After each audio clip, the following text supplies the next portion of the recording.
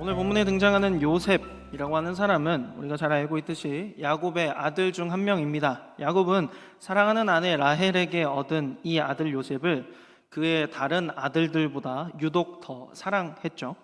야곱은 요셉에게만 채색옷이라고 성경에 나와 있는 그 특별한 옷을 지어서 입혔고, 또 이러한 일들은 형들의 시기를 불러일으켰습니다. 거기에 더해서 요셉은 두 번의 각각 다른 내용의 꿈을 형들에게 전하는데요. 그 꿈의 내용은 곡식단이 그리고 해와 달과 별들이 자신에게 절했다라는 내용이었습니다. 이는 곧 부모와 형제들이 자신에게 복종하리라라는 뜻으로 해석될 수가 있었고, 형들의 분노는 이것을 듣고 걷잡을 수 없이 커졌다는 것이죠.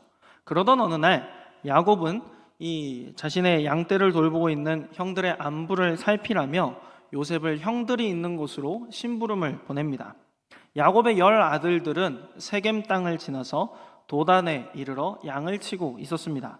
멀리서 자신의 아버지가 그에게만 준 특별한 옷, 채색 옷을 입고 오는 요셉을 발견한 형들은 그를 구덩이에 던졌다가 마침 지나가던 이스마엘 상인들에게 팔아 넘기게 되죠. 그렇게 요셉은 하루아침에 사랑받던 아들에서 노예의 신분으로 전락하여서 이집트에 끌려가게 되었습니다. 노예상에 붙들려서 이집트로 끌려간 요셉은 파라오의 경호대장인 보디발의 집에 팔려가게 됩니다. 한순간에 요셉이 노예가 되었고, 그러한 요셉에게 놓인 선택지는 아마 두 가지가 있을 건데요. 첫 번째는 자신을 이 지경으로 이르게 한 형제들, 그리고 그 형제들에게 자기를 보냈던 아버지를, 그리고 그 아버지가 섬기는 하나님에 대하여서 무수한 원망과 비판을, 불평을 쏟아내며 그들을 등지는 것이었죠. 또 다른 것은 그러한 상황 속에도 불구하고 아버지가 붙들었던 그 하나님을 자신을 온전히 붙들어서 그 하나님이 자신을 지켜주심으로 다시 고향 땅에 돌아갈 수 있을 것이다 라고 하는 소망을 품는 것이었죠. 성경이 기록하고 있는 요셉은 아마도 두 번째 후자의 것을 선택한 것처럼 보여집니다. 요셉은 비록 형제들의 손에 팔린 그런 비참한 노예로 전락했지만 자신이 하나님의 약속을 받은, 하나님의 약속이 자신의 아버지를 지나 자신에게도 여전히 있다라는 것을 믿었다라는 것이죠. 그 결과 하나님은 요셉을 단순한 노예로 그치게 하지 아니하시고 보디발의 집을 총괄하는 가정 총무의 자리에 이르기까지를 허락하십니다. 총무가 된 요셉의 삶은 아무래도 일반 노예들보다는 훨씬 수월했을 겁니다. 17살의 노예로 팔려와서 28에서 9까지 약 13년 동안을 보디발의 집에서 노예로 살았습니다. 그 오랜 시간에 대한 보상이 경호대장, 그러니까 자신이 섬기는 주인 집에 가정 총무가 되는 것처럼 요셉에게 다가왔을 겁니다. 노예로서 누릴 수 있는 최고의 위치에서 어느 정도의 안정되고 비교적 수월한 삶이 보장됐을 겁니다. 그런데 바로 그 여유로운 자리가 사탄에게는 요셉을 무너뜨릴 절호의 기회처럼 보였다라는 것이죠. 보디발의 아내가 요셉에게 눈독을 들이기 시작하는 겁니다. 창세기 39장 전체를 읽어보면 보디발의 아내는 39장 1절부터 계속해서 요셉에게 구애를 보내옵니다. 요셉에게 동침하기를 청했다라는 말이 등장하는 것이죠.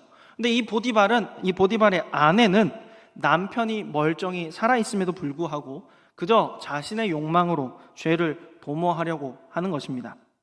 요셉은 이러한 죄의 유혹을 단호히 거절합니다. 본문의 선행구절이었던 9절을 보면 요셉은 자신에게 죄를 짓자라고 유혹하는 보디발의 아내에게 이렇게 답하는데요. 이 집에는 나보다 큰 이가 없으며 주인이 아무것도 내게 금하지 아니었어도 금한 것은 당신뿐이니 당신은 그의 아내임이라. 그런즉 내가 어찌 이 큰 악을 행하여 하나님께 죄를 지으리까. 아멘. 어쩌면 요셉에게 그 죄를 짓는 것은 자신이 이룰 수 있는 경지를 넘게 해줄 것처럼 보였을 법도 합니다. 가정의 총무를 맡고 있으며 그의 주인은 낮 시간 동안에는 왕궁에 왕을 경호하러 가 있기 때문이죠. 당시 고대 이집트 사회에서 남성과 여성은 굉장한 평등한 관계를 유지했습니다. 남성의 권위도 인정되었고 여성의 사회적 권위도 인정되었죠. 이것을 증명하는 게 이집트에는 여성 파라오가 존재했다라는 겁니다. 그만큼 이 안주인을 자신이 구워 삼을 수 있는 위치에 가게 되면 요셉은 지금 가정 총무의 삶보다 어쩌면 더 큰 유익을 그의 삶 가운데서 누릴 수 있었을지도 모릅니다. 오히려 보디발의 아내 총애를 받으면서 보디발조차도 요셉 그 자신에게 함부로 할 수 없었을 법하죠. 그러나 요셉에게 보디발의 아내와 동침하는 일은 주인에 대한 배신을 넘어 더 큰 문제로 와닿았다라는 것인데요. 그것은 바로 하나님 앞에 죄를 짓는다라는 분명한 죄의식이 요셉 안에 있었다라는 겁니다. 요셉은 탐욕스러운 죄의 유혹을 듣지 않을 뿐만 아니라 아예 죄를 짓도록 종용하고 있는 그 여인과 함께 있는 그 자리를 피해버립니다. 죄에 대한 유혹을 원천 차단하는 것이죠. 그럼에도 보디발의 아내는 끈질기게 포기하지 않습니다. 어느 날 때마침 집안의 다른 사람들이 다 밖으로 나가고 둘만 남는 날이 찾아왔습니다. 보디발의 아내는 이 틈을 놓치지 않고 요셉의 옷을 붙잡고 매달리는 것이죠. 바로 이 순간에 성경이 중요한 사실 하나를 기록하는데요. 요셉이 그를 붙잡는 보디발의 아내의 손에 자신의 옷을 버려두고 밖으로 도망쳐 나갔다라는 것입니다. 여기서 우리가 주목해야 할 것은 요셉이 그의 옷을 붙잡혔기 때문에 오히려 그 자리를 벗어날 수 있었다라는 사실인데요. 본문이 기록하고 있는 이 옷은 그저 우리가 한 겹 입는 평상복 같지만 사실 그 원문을 따져보면 망토와 같이 옷 위에 두를 수 있는 다른 옷을 의미합니다. 만약 그에게 벗어버릴 겉옷이 없다면 어떻게 됐을까요? 몸에 붙들린 채 실랑이 하다가 결국 죄에 넘어갔을지도 모릅니다. 혹은 자신이 입고 있는 의복이 벗겨져서 벌거벗은 채로 도망해서 부끄러움과 수치를 당했을 수도 있죠. 그러나 그에게는 벗어두고 떠날 수 있는 겉옷이 있었습니다. 그 겉옷 덕분에 그는 유혹의 소나기에서 몸만 빠져나올 수 있었던 거죠. 그렇다면 요셉은 왜 겉옷을 굳이 걸치고 있었을까요?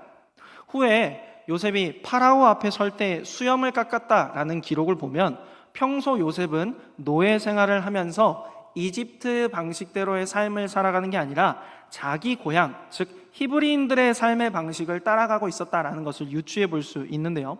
그의 몸은 노예로 이집트에 있었지만 그는 노예로 살면서 단 한순간도 자신이 히브리 사람이라는 사실을 잊지 않았다라는 것이죠.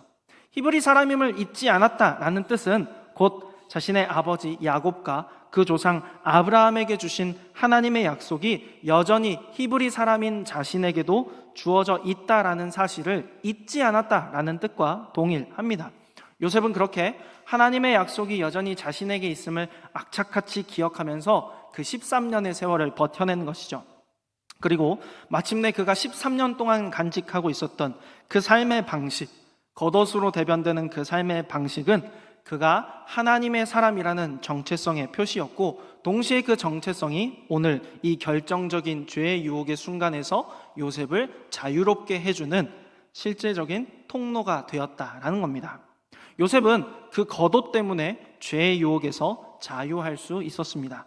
여기서 우리는 요셉이 이 겉옷을 걸치는 게 뭐 그렇게 특별한 일인가 할 수 있는데요. 요셉이 있는 이 나라는 이집트입니다. 이 이집트는 혹시 가보신 분이 계실까요? 저는 안 가봤는데 매우 더운 나라입니다. 여름철이 되면 한낮의 기온이 41도까지 올라가고 저녁이 되면 13도까지 떨어지는 일교차가 매우 큰 사막에 있는 나라이죠. 그렇기 때문에 보통 해가 떠 있는 떼약볕에서 그 찌는 그 더위 속에 일을 해야 되는 노예들은 거의 그냥 상의는 탈의하고 하의는 린넨, 우리식으로 말하면 마로 짠 천으로 이렇게 허리만 동여서 치마 같은 옷을 입고 일만 하는 게 관행인데요. 한번 사진을 보겠습니다. 이게 아마 요셉이 이집트에 있었던 시기로 추정되는 기원전 1800년, 그러니까 1900년에서 1800년경에 기록된 벽화인데요. 저기 보시면 우통을 홀딱 벗고 아래에 치마만 두른 게 보통의 이집트 남성의 복장이었습니다. 그리고 그 다음 페이지를 보여주시면 많은 사람들이 밭에서 일을 하고 있죠.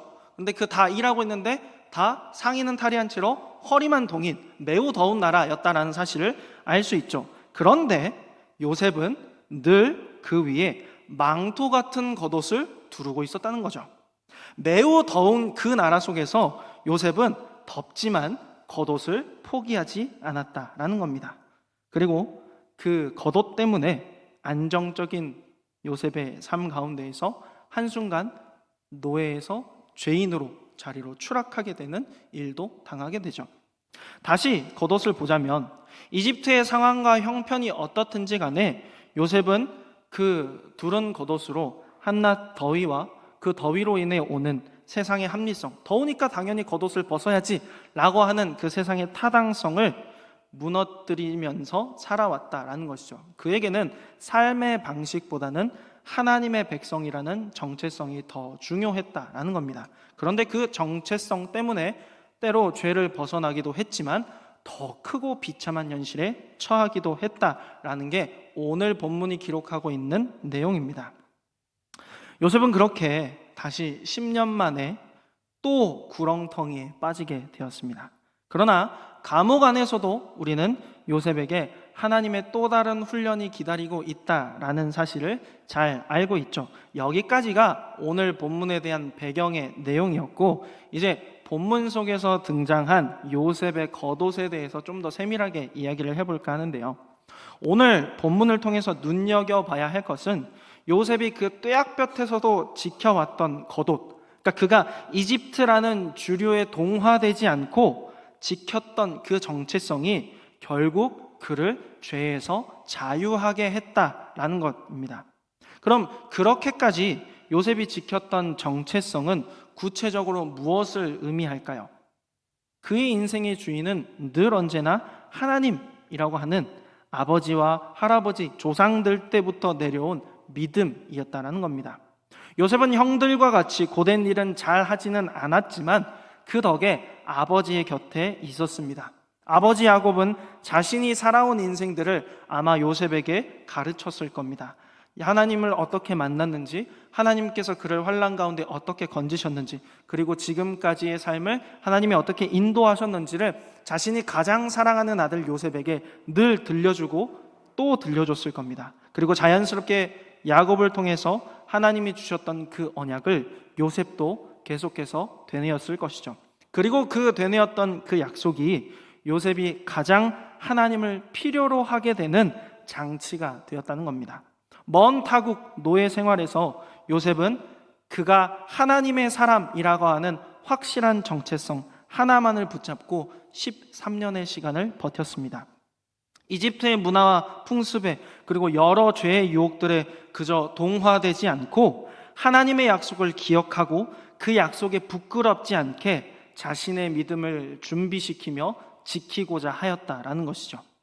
요셉에게 겉옷은 그 자신을 죄와 싸워 이기게 보호하는 갑옷이었음과 동시에 여전히 내가 하나님의 보호 아래 있다, 여전히 내가 하나님과 함께한다 라는 사실을 늘 기억하게 해주는 하나님의 따뜻한 안아주심과 같았을 겁니다. 그렇다면 오늘 이 요셉의 말씀이 우리에게는 어떤 의미로 다가오느냐 말이죠. 그냥 단순히 날이 덥다고 우리도 다 겉옷을 입고 다니자라는 말은 결코 아닙니다. 요셉이 지켰던 그 겉옷처럼 우리에게도 이미 둘리어진 옷이 있음을 기억하며 살라 하는 것이죠. 우리에게 둘려진 그 옷은 영원히 변하지 않는 하나님의 신실한 약속, 예수 그리스도의 십자가입니다. 로마서 13장 14절은 이렇게 말하는데요. 오직 주 예수 그리스도로 옷 입고 정욕을 위하여 육신의 일을 도모하지 말라. 아멘. 그리스도로 옷 입은 우리는 세상의 이치와 세상의 합당함과 세상의 타당함을 따라가지 않습니다. 눈에 좋아 보이고 귀에 좋게 들리는 것을 따르는 대신에 오직 예수님이 십자가 위에서 우리에게 약속하신 그 약속만을 붙잡고 나아가는 것이죠.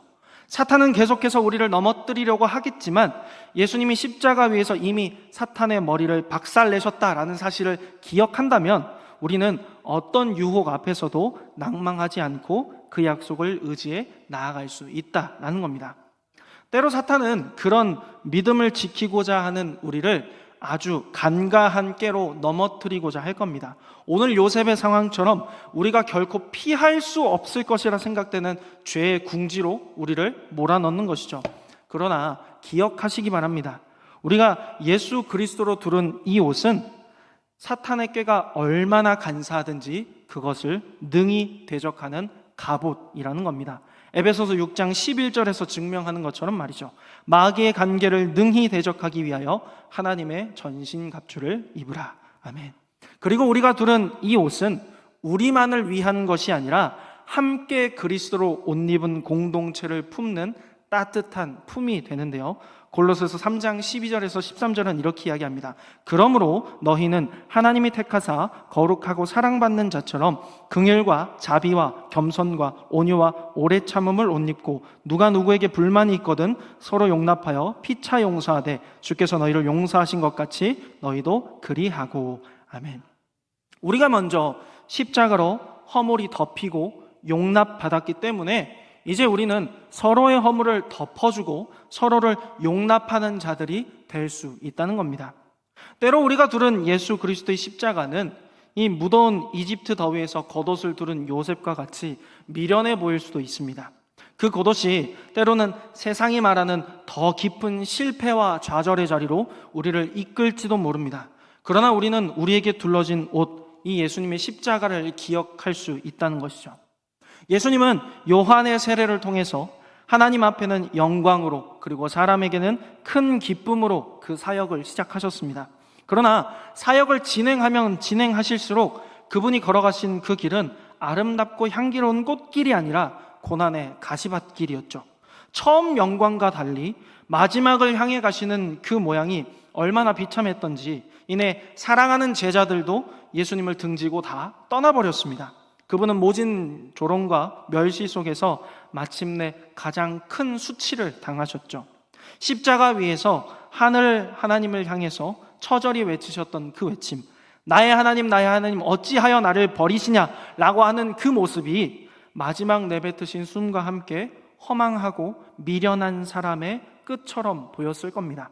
그러나 세상이 보았던 예수님의 십자가의 끝은 결코 미련한 게 아니었죠. 죽음을 죽이시고 사흘 만에 부활하셔서 그 예수님께서 십자가 아래로 자신을 향해 미련하다 비웃으며 자신을 등진 자들을 불러 모으셨습니다. 그리고 한때 그들의 수치와 같이 여겨졌던 그 십자가를 그들에게 입히셨죠. 그 십자가를 입히심으로써 그 미련해 보이는 것을 통해 많은 이들을 옳은 대로 인도하는 하나님의 구원의 능력을 나타내셨습니다. 그리스도로 옷 입었던 자들 중 한 사람이었던 사도 바울이 우리에게 증언하는 바와 같이 말이죠. 고린도전서 1장 18절의 말씀입니다. 십자가의 도가 멸망하는 자들에게는 미련한 것이요 구원을 받는 우리에게는 하나님의 능력이라. 아멘. 우리 각자의 상황 속에서 세상이 제안하는 진짜 합리적이고 진짜 이성적인 것 같은 판단이 때로 하나님의 말씀과 정반대에 있는 것처럼 보일 때가 있을 겁니다. 그때 여러분들이 두른 그 겉옷에 묻은 예수님의 보혈을 기억하십시오.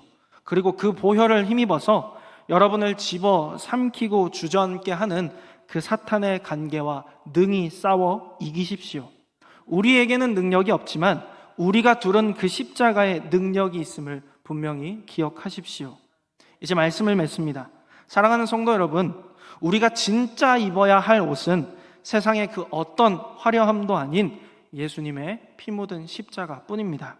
오늘도 그리고 내일도 그리스도로 옷 입어 죄와 싸워 이기고 하나님의 사랑을 전하며 살아가는 저와 여러분들 되시기를 주님의 이름으로 축복합니다.